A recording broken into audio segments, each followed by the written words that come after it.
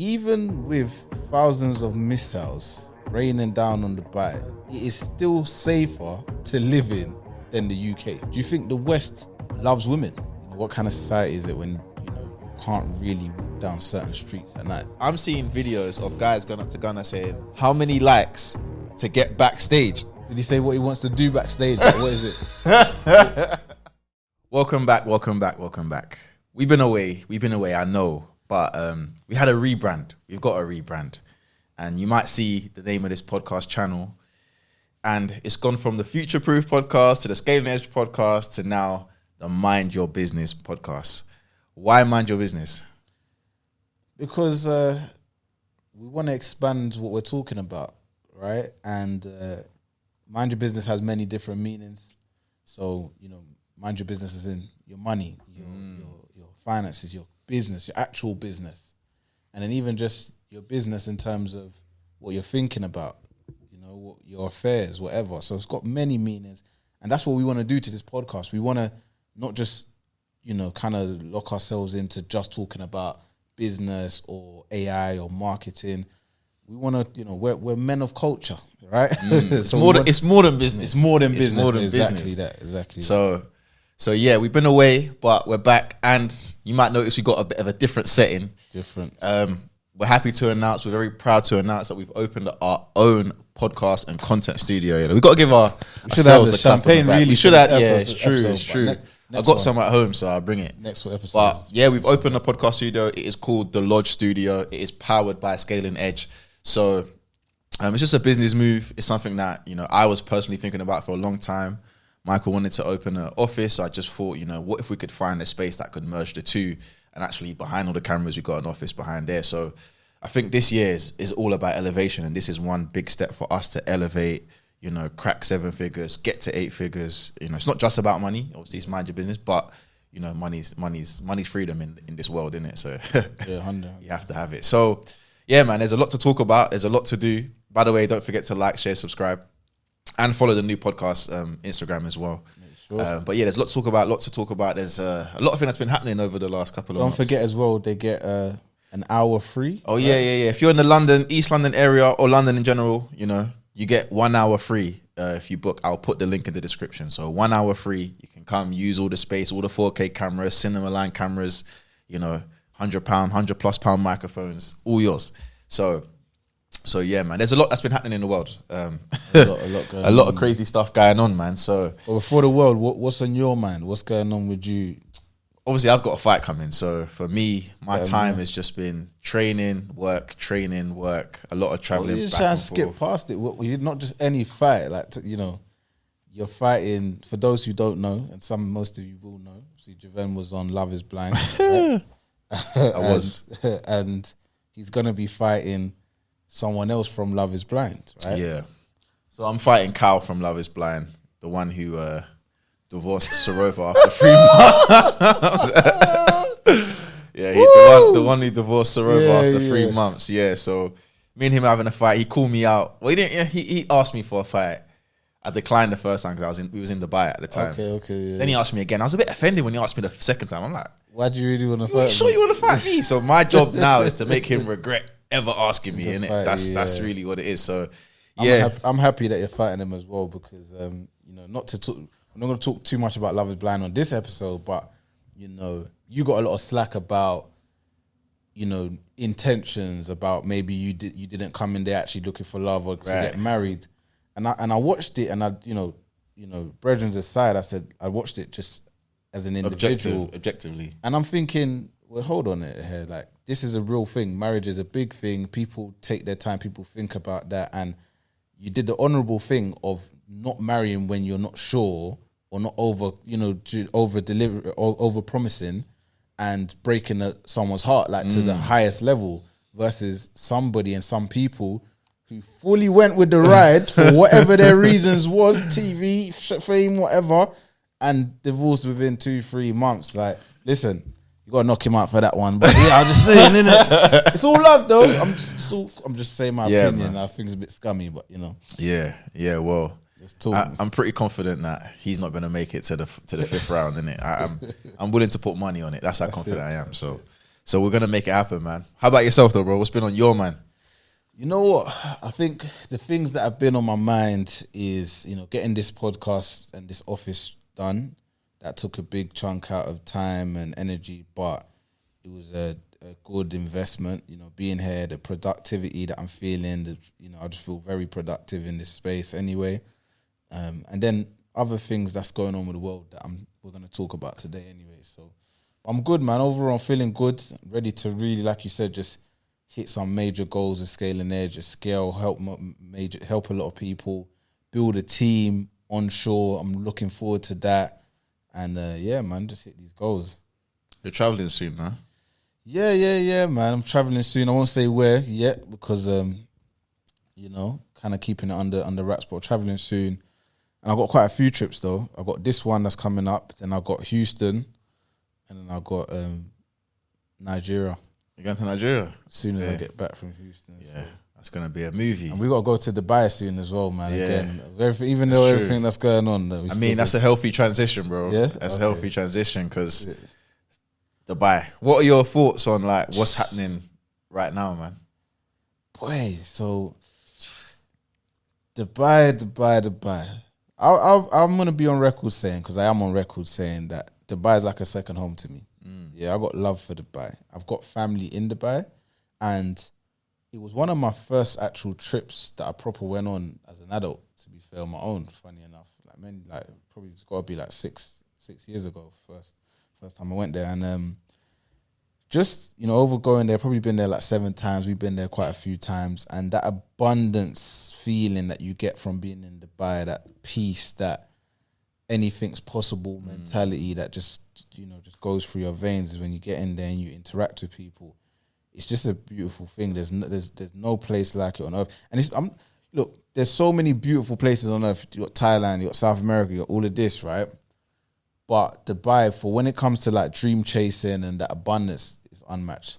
So to hear everything that's happening, to see everything that's happening, it's sad to see, right? But obviously we got a lot of ears on the ground, and what the recurring thing we keep hearing is from the people who are actually there is it's not as bad as it looks. Yeah. And they feel a lot, they feel safer than you would think just looking from the outside in.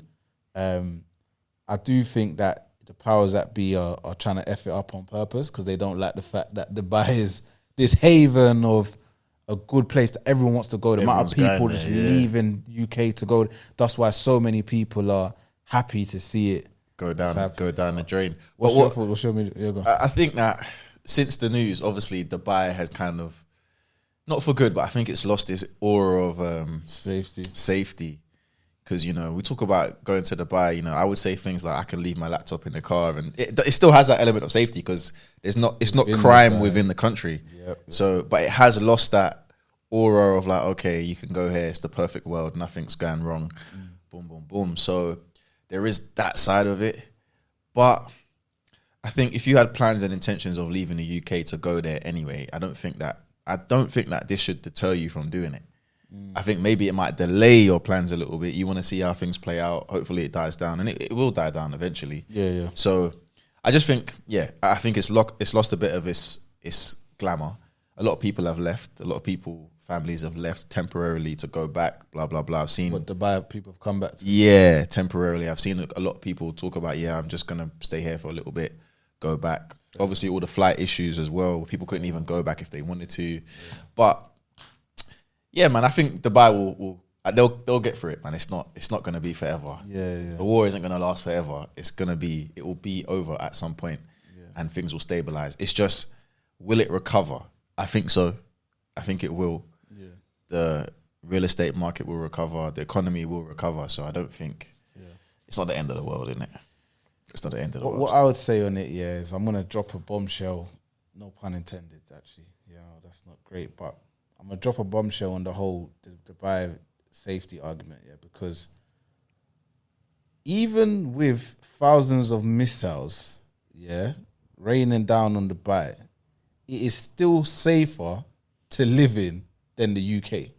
That is and I don't even have to, I won't say I won't be ignorant about it, but I haven't done the in-depth research on obviously whether that is factually true all the way. But just even from an overview standpoint, anyone can look at it. You don't need to be a rocket science to look at it and see that it's still safer until something changes and the bombs actually start hitting. Which I hope hopefully they won't, God forbid. But it is safer to live there than the UK. Yes, in terms of like day-to-day life, yeah. Day-to-day life, in every aspect. In every aspect. And the thought of that is crazy, and people don't understand that. So people are busy, talking down on Dubai and happy that, this is happening. But they don't realize that the UK is worse than Dubai, even while it's getting hit by missiles. Yeah, but that's the thing. The UK, when's the last time the UK has been hit by missiles? So people are, remember, it's been sensationalized to us in the West. It's been sensationalized that, Dubai's getting hit up. People are posting videos of buildings with smoke. Yeah. So to us, it looks like a war zone. Yeah, war zone. Yeah. So I think that's where the disconnect is, because yes, day-to-day crime rates, people getting robbed, stabbed, shot, that is obviously worse in the UK. Even as you just said that, yeah? Even as you just said that, like, look how we have to brush over that, because that's normal. People getting stabbed, shot, and we can say even more vulgar stuff. I'm gonna show you something, and we're gonna pull it on the actual screen, This hurt me when I looked at it. So we'll put that on the screen, and you see it, So I'm just walking through Tesco. Can you see it? Husband witnesses brutal murder on his phone. Okay, date with the devil. Okay, yeah. So I'm just walking through Tesco, and what you guys will see, this is a magazine, bro. They're selling gruesome stories that are happening to people on the magazine, in the UK. That's how desensitized we are in the UK, that they are literally, bro, a little kid could have been, many little kids would be walking past this aisle, bro. It's literally in Tesco. And that's what they are using in terms of and that's just normal. If you think about it properly, that is just normal in the UK. People getting all these different things that if we say it now, they'll get, it'll get flagged and that. But, women, like, I was talking to someone the other day, I was like, do you think the West,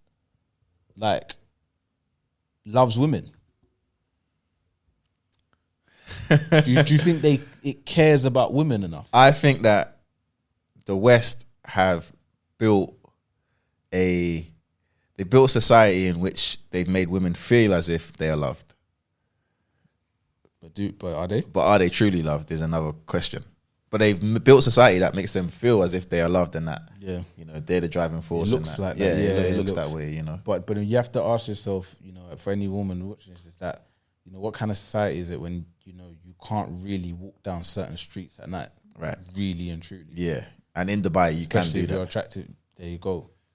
So, like I said, man, I think that it's a tricky situation. I think there's a lot of things going on in the world. The orange guy, Trump, he's doing a lot. He's profiting a lot from everything that's going on.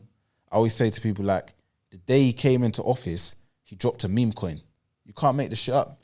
You can't make this shit up, bro. And then, somebody invested millions worth, what I mean, before it was even announced, and so on and so forth. And he's been doing it, even recently when he made an announcement saying that they're in talks and, that they're going to sort something out essentially with the war situation. Again, somebody's put on a trade of hundreds of millions right before he's made, before he said that. Just before he said it. So that, it was on the news that I was, how did this person know, right? And someone profited. So he's been profiting a lot from it. And like you said, I think Dubai will come back, but I just think that people need to open their eyes and understand that, listen, personally, I'd probably still take the bet and live in Dubai over I mean, if we're just talking from a strictly safety element, Yeah. And what do you think about, because obviously we've got clients in Dubai, and an issue, I guess, is them worrying about, can they still generate business with all of this? I will say, I've seen some people say things like, this is not the right time to be investing in Dubai and stuff like that. But actually, just like with investing in stocks and stuff, it's better to get it when it's down. Yeah. If I could get a property now in Dubai where maybe the market is a bit less competitive at the moment, obviously, it could be a good time. Yeah, It could be a good time. Yeah, I mean, yeah, like you said, man. Even with investing, it's good, but it's just like, you know, you got to be proper ballsy to invest in things when they're in that much turmoil, especially when it comes to war, because you don't know how long it's gonna play out. But if you have the belief that it's going to get better, then you know that you're going to see returns. It might not be now. Yeah, I mean, a mate of mine said, like, you know, they're on the lookout for like properties, and especially if they're at a really good deal, really good rate, because apparently the property prices actually really inflated just earlier this year. Like they jumped. So he said he was looking at something last November, and then in January, February-ish times, it went up by like 20-30%.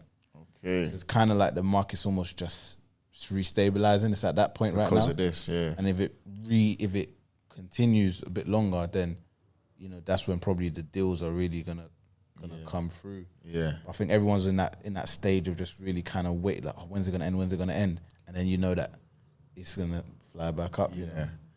Yeah. And it will end, man. It will end. Yeah, yeah. If you're in Dubai, prayers out to you. Stay safe. Yeah, no. Stay safe, man.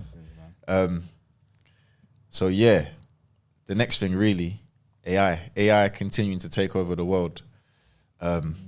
With that being said, the big kind of jumps in the news recently is obviously Claude Code, Claude Bot, all these different Claude this, Claude that has been like, they've made some really big advances as of recent. That's why Trump has even said what he said about Claude. So for those of you that don't know, you know, specifically around, let's talk about Claude Bot first. Okay. That particular software or system and how it works and what business owners are using it for. What's your understanding of it? So OpenClaw, the Claude Bot yeah. thing. So they're using it to autonomously run tasks. So a lot of them are kind of they're setting it up on like a independent server, or like the Mac Mini, and the Mac Mini sales just kind of, they sold out because of that. Because really, it's on the Mac Mini was sold out for a while, the new ones anyway, and people were using those to set up these, you know, the OpenClaw there, just so it's not, you know, contaminating all their stuff. And basically, it's something that you program once, and then it, instead of just ChatGPT where you get it to do whatever you want it to do within that interface, within ChatGPT, within the chat, it's connected to your laptop, your Google, your so on and so forth. So you can actually see the mouse clicking and booking you a travel, booking you a ticket, or opening an email, or sending whatever. So it's actually running and taking over things and acting like a human autonomously. So that's my understanding of it, to be fair, man.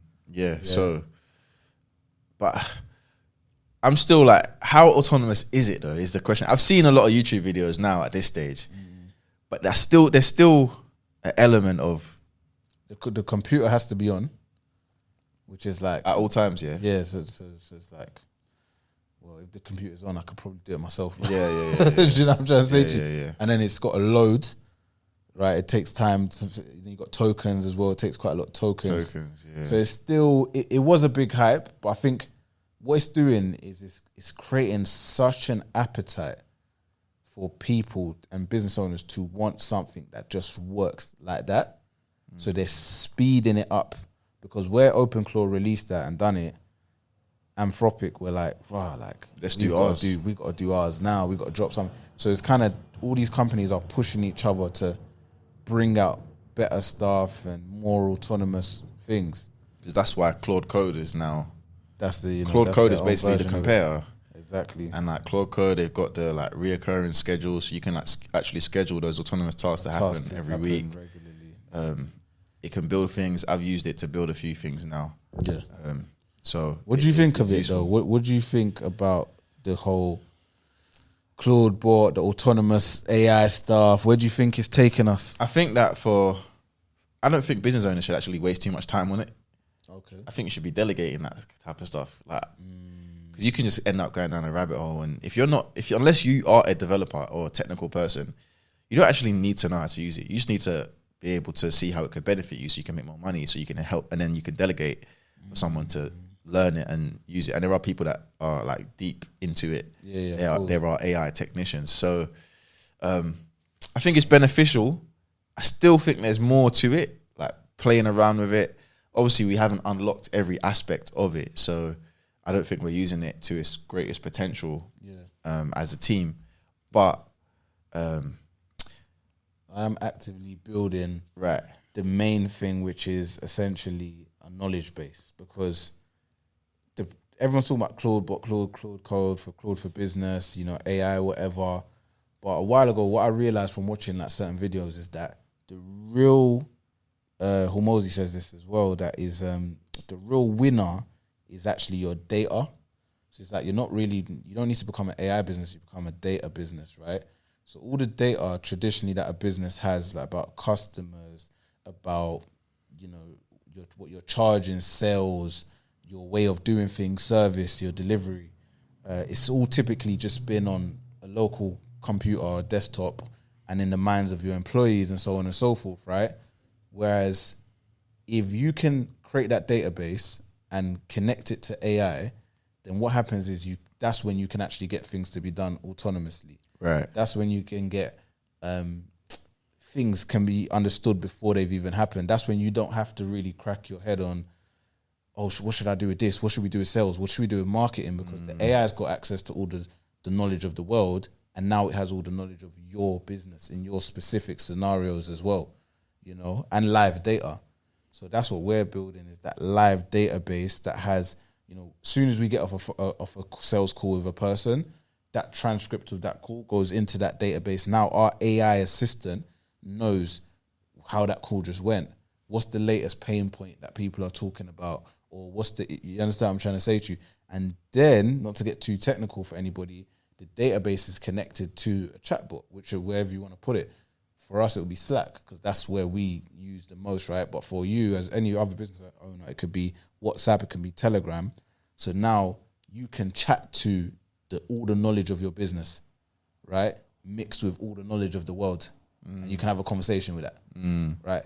So something I asked today, and this is just using Fathom, because we upgraded our Fathom, so that's got all the access of all our calls, right? So I just asked the Fathom AI, like, okay, cool, tell me about all the deals we've had, opportunities I've had this month, and this week and this month.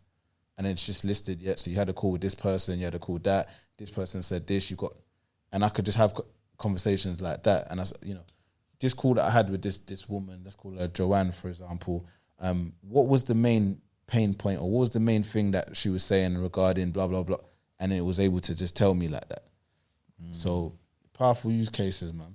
Yeah. But in general, just the AI thing, though, in terms of where the world's going, the biggest thing on my mind is like the job market and that side of things. So what's your thoughts on the AI and jobs being redundant and blah, blah, blah? Where's your mind at with all that? I think that obviously last year we had the big news about Amazon laying off X amount of staff members, Stripe laying off X amount of staff members, and Klarna. So, and that was last year, where that was really big news. I don't know, I haven't seen any recent news about huge layoffs at the level that we saw last year, but obviously it's going to grow. And I think the biggest issue that individuals are going to be having is that they need to actually be, they need to basically get themselves AI ready. Like, they need to be AI skilled. So if you're already a good skilled worker and you have the skill of understanding and knowing how to deploy AI in different levels, then it's only going to make you more valuable to a company or to an employer.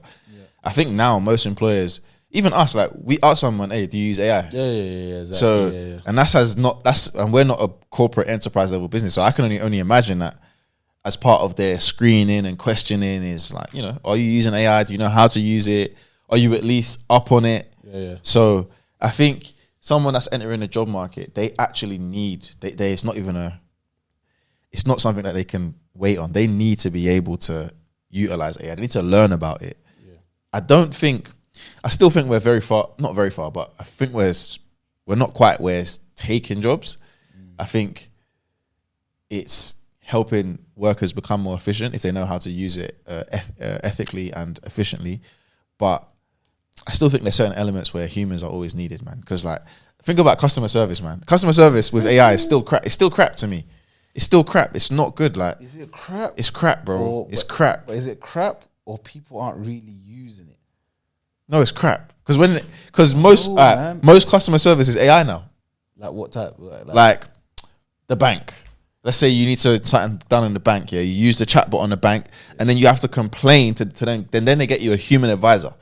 So it's still not strong enough to handle everything that you need done. Was in like the live chat on the the live chats and all the supports. Yeah, for most apps they have AI chatbots now, but they're still not to the level where it gets everything done. I remember. Here's another example. Higgsfield. Yeah. Okay. For those of you that don't know what Higgsfield is, it's an AI video tool.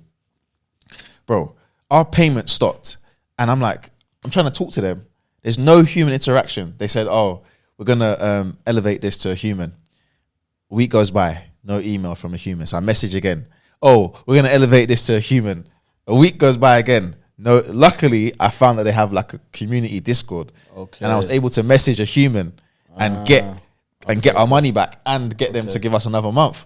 So, and that's a different type of company, but it makes sense. It's a good example that you're giving. That's true. I think that it's still elements where it could be better in it. It's not. I'm not saying it's crap, but I did say it was crap, but it's not quite. It's still not quite there. But like, I get what you're saying, but because what jobs is it going to take right now? Like right now, what jobs could it take? I think it's very close to taking a lot. I think admin.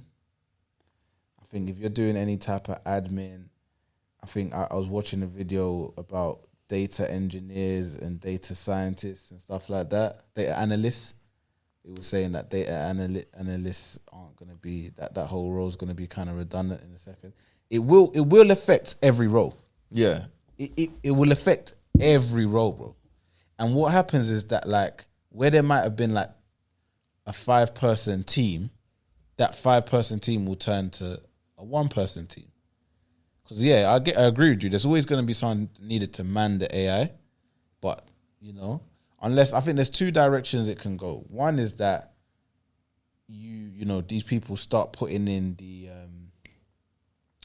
regulations, because right now the way that they're moving, the world is moving, which we shouldn't be too surprised about. It's crazy because you're just letting these 3, 4, 5 companies that are powerhouses and they have all the money to spend on the AI and the data centers, and you're just allowing them to just build whatever they want to build. Do you know what I'm saying? And just release it to the public, release.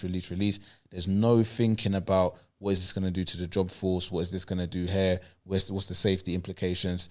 It's not working as fast. Like the regulation, the law it's not moving as fast as the building is happening, right?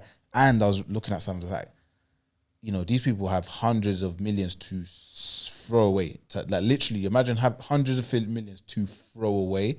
So they're obviously battling court cases all the time, bro. And what you know what I'm trying to say? I mean, OpenAI just shut down Sora and just said goodbye to Disney $1 billion dollar investment. Just like that, they're shutting down Sora. And mind you, Sora triggered all the AI videos. Mike Tyson, Tupac, Michael Jackson. They did a madness. You're saying they had a $1 billion dollar deal lined up with Disney, and they just threw it away. And that shows you the money they have to throw away with it. So, one direction is that we get some more regulation. Something happens and causes people to just like all the governments to step up and say, look, let's regulate this. And then I think that we'll have less jobs being taken because there'll be more minding of it. I think if it keeps going like this, it will have a big effect. And I think personally, I don't like to do the doom and gloom, but I think it's probably having a bigger effect now than we even know. I think unemployment rates are probably not really fully being announced. And what I heard of is also that, the unemployment rates is different than what we see, because people coming out of uni haven't fully like declared themselves as unemployed, unemployed yet. Do you know what I'm saying? Because they've just come out of uni, they're just thinking that they're in between, but a lot less people are going to be hired because a lot of basic stuff, accountants, right? Like a lot of people are just slapping their what are you telling bookkeeping me? That's already the government done that themselves. Make tax digital. They're using AI. All of that. That's true. So you got accountants, bro. Waymo. Did you know Waymo's in London is active right now? What's Waymo? Waymo is the autonomous cars, the self-driving cars. Okay, I ain't even seen that. They've been active in America, right? They've got 400,000 active. This was last year. They announced this. 400,000 rides happening every week. 400,000 every rides, week, yeah. Rides happening every week. This was last year, and they announced they're coming to London. And I was somewhere. I was at an event, and they were talking about, I used the Waymo in London the other day, right? Driving is the number one job by all men in the world. Like the job most occupied by men. I was like driving, like truck driving, van driving, because it's the lowest skill. Like anyone can do. Yeah, anyone not can drive. not on a disrespecting. It's just like, look, if I need to get my life together, do something's going boom boom boom. You drive, get in a innit? car, Be drive, a delivery driver, and whatever. build up. And that's. But they're trying to take. You got Waymo coming in, which is owned by Google. So Google owns Waymo.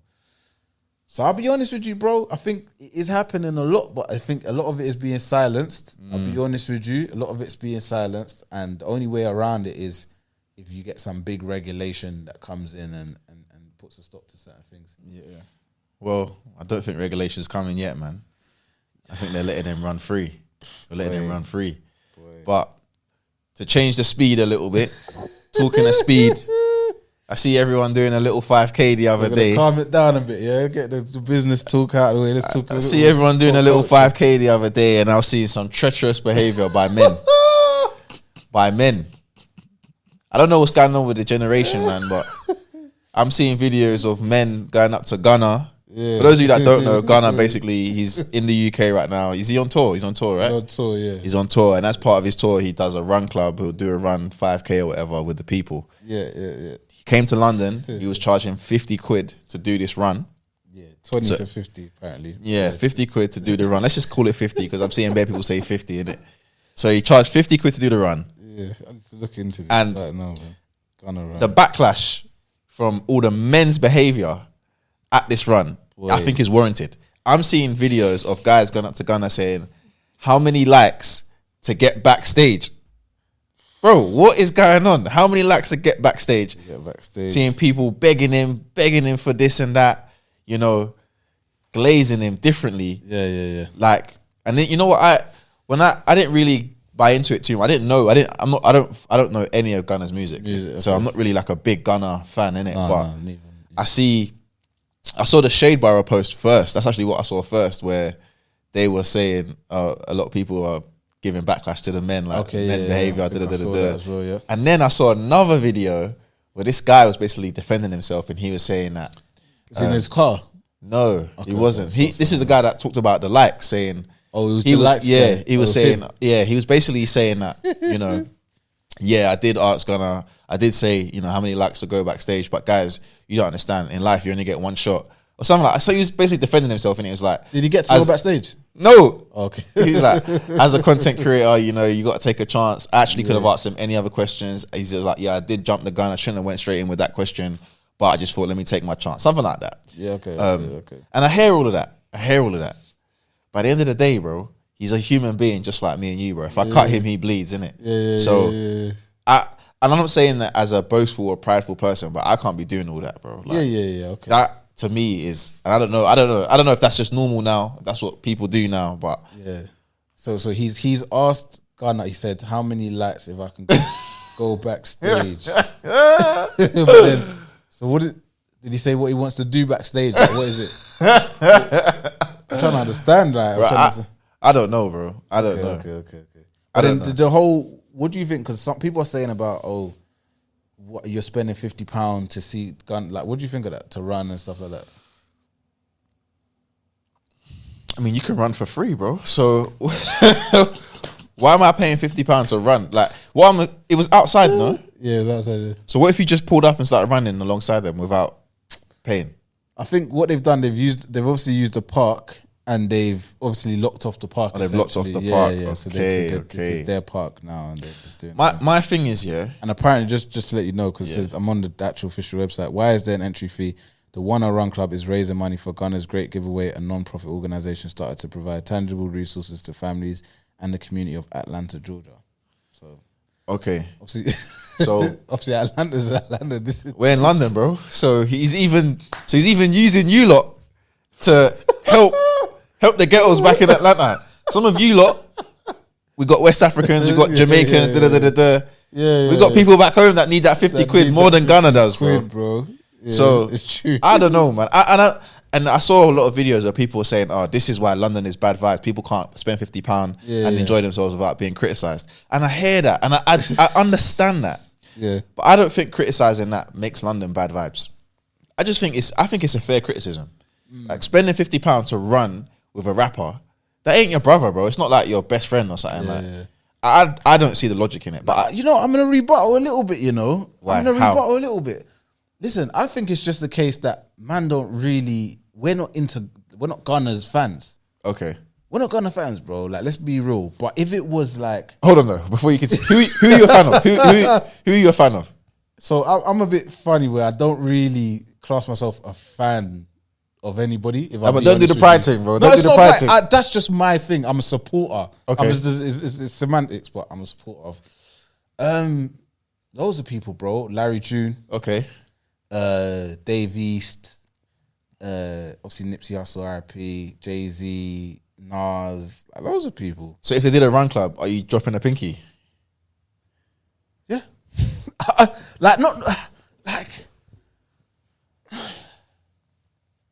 It depends. But my thing is, it depends. I'm not gonna completely write off. Me personally, I'm not gonna write off. But I don't think so. I don't think. I know you wouldn't, bro. I don't think I would. You would go to pay for their show if they had a concert, yes, but I don't think you'd pay 50 to go run.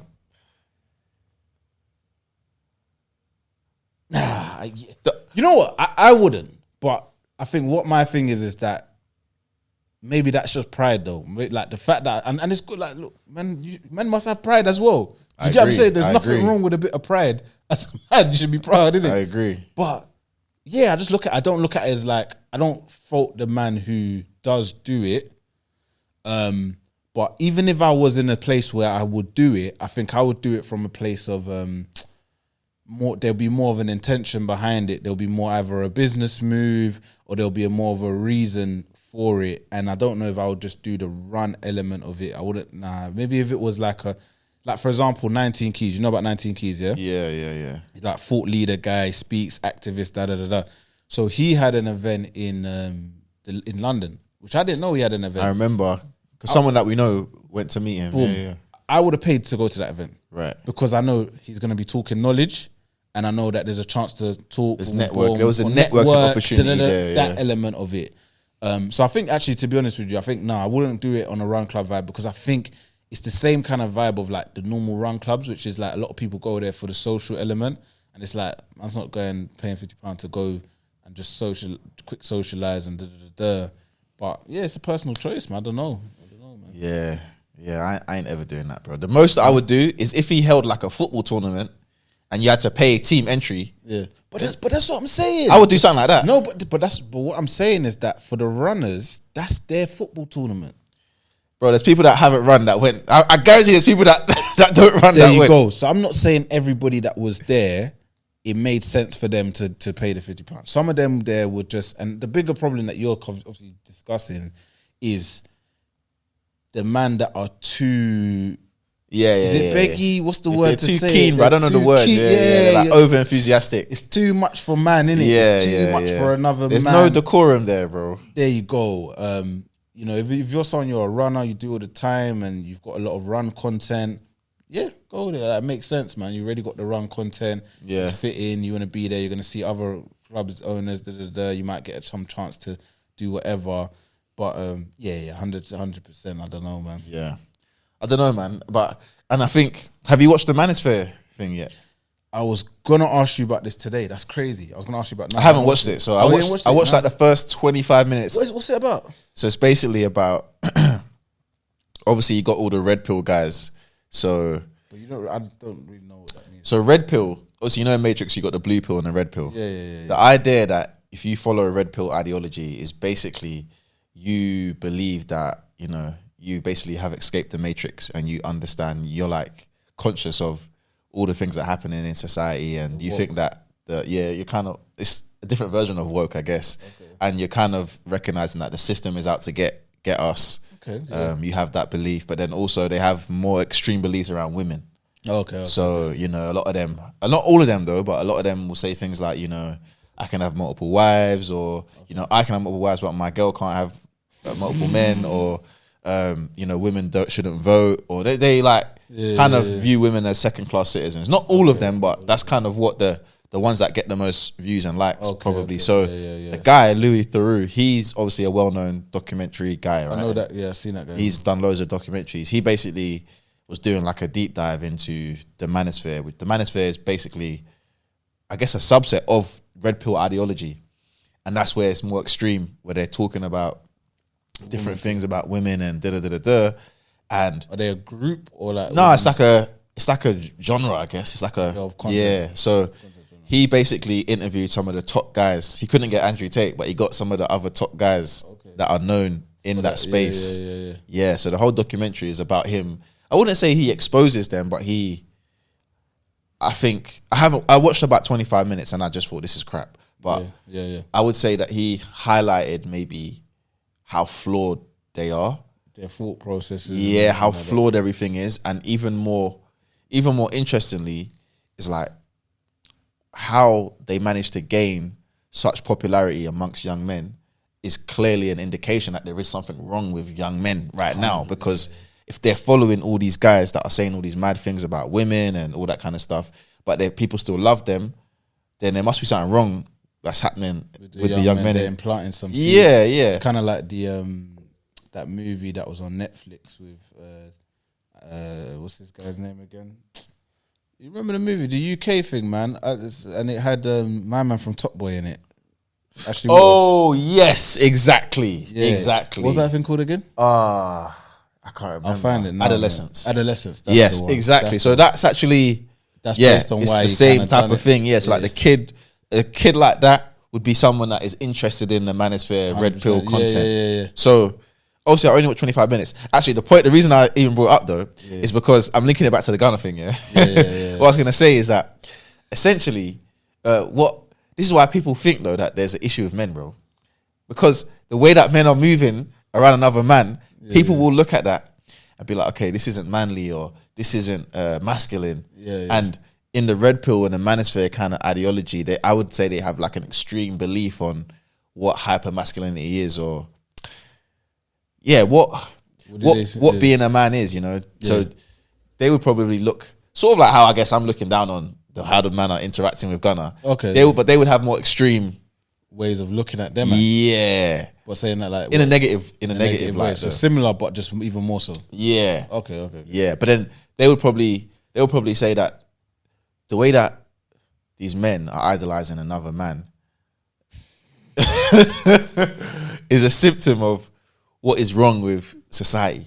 That's kind of how they would probably word it. Yeah, okay. You know what I mean? Okay, yeah, I understand. Okay, I get it. Is it a symptom of what's wrong with society, the kind of thing? The only thing that came to mind with me is just that like people have been like this for life though, innit? Like when you think of Michael Jackson, people have idolized celebrities for a long time. Yeah, it's always been. It's normal. It's normal. It's normal. Yeah, it's always been a case. So I don't see it as nothing different. It's not that deep. Yeah. But that's why, like in Islam, they say, you know, you shouldn't idolize. A big part of the religion is like to not idolize people. Yeah, Christianity is really as well to me. It should be that way, but obviously Christianity is less enforced anyway. But always in the Bible you always see those stories where like they'll go back to the village, they'll have like a big statue or something, and then everybody gets burned in fire because you lot are worshipping this thing. So it's the same. It's the same concept that is recurring, man. Yeah. But listen, I think guys, if you want to go run after Gunna, I'll pay the £50. That's up to you. I think it's more about the personal interaction that you have. And I think that, I do think it's more of the personal interaction. It's not the fact that you paid £50. That's fine, because really and truly, people pay £50 for anything. Like nowadays, £50 is the equivalent to like £10 nowadays when you really think about it. So it's more about what you do when you're there. And I think if you're like, Gunna, how many likes to go backstage? Like that is a bit feminine. Like that is feminine because it's just like you're basically begging. You are basically begging. Like and it's like, what are you getting backstage? Like, I'd rather you say, you know, Gunna, look, I do content, I'll make you this, that, I'll get you 100,000 likes, all I need to do. It's an exchange. It's like, here's my value, this is your value, let's do something. Like, that's masculine, that's how it should be. That makes sense, Like, hey, Gunna, that is feminine. You hear females do that. Hey, let me get it. You know what I mean? Yeah. Yeah, so yeah, I agree with that. Like he's begging to be on the table or something. It's like, yeah, he's trying to get into the begging VIP. to be on the table. He's trying to get into the VIP. Yeah. Crazy. It's crazy. All right, man. Gonna run, man. Jeez. But yeah, big up everyone that went to Ghana. Yeah, man. Heard the concert was good as well. And also big up Ghana, man, just to shed a positive light on it. Like, what I do really respect is, and this is a funny take, but for a while I've looked at rappers and I'm just thinking, what the flip is wrong with you lot? Like, why are you lot all skinny or fat? Okay, yeah. Like, do you know what I mean? Why? Like, it sounds silly, but why are you lot all skinny or fat? That's another negative impression that I feel like they're giving young people. I don't know about everyone else, but I just don't like, when I look at skinny men, I just think, what's wrong with you? do you feel what I'm saying? Do you agree with that? I think it's so dumb, because I just think that, and this is, I don't care, look, it is what it is, but as a man, it's just like, look, there's always going to be situations out of our control, right? Only God can fully plan and know what's going on. But, you know, I want to know that if you try to talk shit to my person, my friend, my wife, my this, that, and the third, I can give you a go. That's all I want to know, that I can give you a go, right? Not that, like, someone's going to disrespect you and your people and then they can still grab you with one. Yeah. Or they could grab your wrist. It's true. And then you're locked off like that. Yeah. It's true. So big up Gunna and all the rappers who actually take care of their health and their fitness and represent a strong, like, there is a positive to that. That's a good point, because we can laugh and joke about all the men that are being fanboys, but there is a positive to it, and it is that, literally, the fitness, the health. Like, he stopped taking, I'm guessing he's not doing drugs and shit like that, and he's just, because remember, you had Young Thug. I don't know the situation and how that's evolved, but when you look at Young Thug, that's a fact, that's funny. When you look at my man and you look at his physique, tall, proper, lanky, probably got a pot belly, drinking lean, and you see what that's evolved to now, where you see a Gunner like in shape, running before a show. Yeah, man, big him up for that, man. Yeah, no, it makes sense, man. It makes sense. So, covered quite a bit today, boy. Yeah, a lot. Dubai, AI, Gunner. Kind of three totally different things, but that's what we do. Very relevant. That's why it's the Mind Your Business podcast, because it's more than just business, man. And the good thing now is, obviously, we've got our own space. I'll plug it one more time. The Lodge Podcast Studio, powered by Scaling Edge. You know, and that means we kind of don't have an excuse to not have a new episode every week. Yep. There's no more excuses. So, and guests as well. And guests, yeah. So we will be bringing in some interesting guests. Yeah, we will be connecting with a lot of people in our network, and looking forward to that as well. People outside the network. So yeah, that'll be good, man. And before I continue, we got a little tradition that we're adding to this now, which is going to be, one of us are going to be talking about or letting you guys know a song that we're listening to. Yep.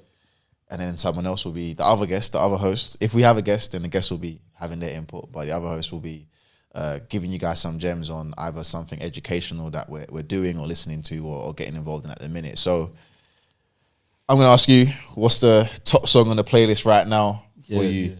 Yeah. I'm actually ready for this one. So there's two. I'm going to actually give you guys two. One is, big up Fetty Wap, man. Fetty Wap. He's come back. He went to jail. He was very popular. You was talking about the story. Yeah, so when he first came out, I was actually living in New Jersey, and I went to his area, Patterson. I stayed there. I was with one of my teammates for Thanksgiving, and he lived in Patterson. So it was a shithole. It wasn't a pretty place. It wasn't a pretty place, and that was what, 10 years ago now. Yeah, it's 10 or just over 10 years ago now when I was there. So he was a big, like, he had a big come up. Huge. He was huge. I think his song, the 17th, that one, that was in the top 10 longer than like any of Eminem's songs. Like, he beat one of Eminem's records or something like that. I remember that so clearly because they kept talking about it. That's crazy. So that's how big he was at the time. That is crazy to beat Eminem.